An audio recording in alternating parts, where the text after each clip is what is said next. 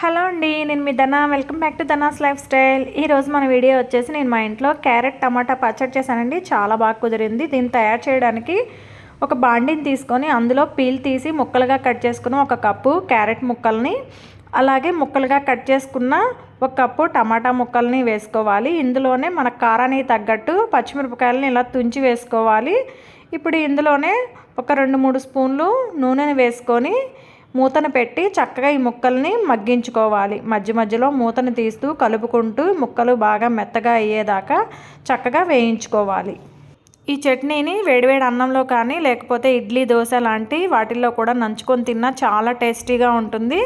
ఇలా ముక్కలు కాస్త మగ్గిన తర్వాత ఇందులోనే ఉసిరికాయ సైజ్ అంత చింతపండును కూడా వేసి చింతపండు కూడా చక్కగా ఈ నూనెలో వేగేలాగా చక్కగా వేయించుకోవాలి. ఇక్కడ మనకి క్యారెట్ టమాటా ముక్కలు అనేవి చక్కగా వేగి ఈ విధంగా రెడీ అవుతుంది. ఇప్పుడు స్టవ్ ఆపేసి దీన్ని పూర్తిగా చల్లారిన తర్వాత మిక్సీ జార్లోకి వేసుకోవాలి.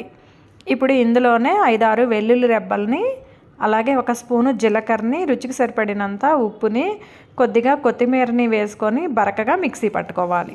మనం క్యారెట్తో రకరకాల రెసిపీస్ చేసుకుంటూ ఉంటాం కదా. నేను చూపించిన ఈ క్యారెట్ టమాటా పచ్చడి చేయండి, చాలా టేస్టీగా ఉంటుంది.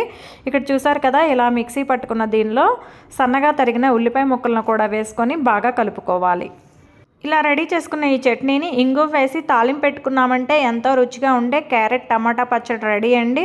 చూసారు కదా ఎంత సింపుల్గా తయారు చేసుకున్నామో. మీరు కూడా మీ ఇంట్లో తప్పకుండా ట్రై చేసి ఎలా వచ్చిందో నాకు కామెంట్ చేయండి. అలాగే నా వీడియోకి లైక్ కొట్టండి.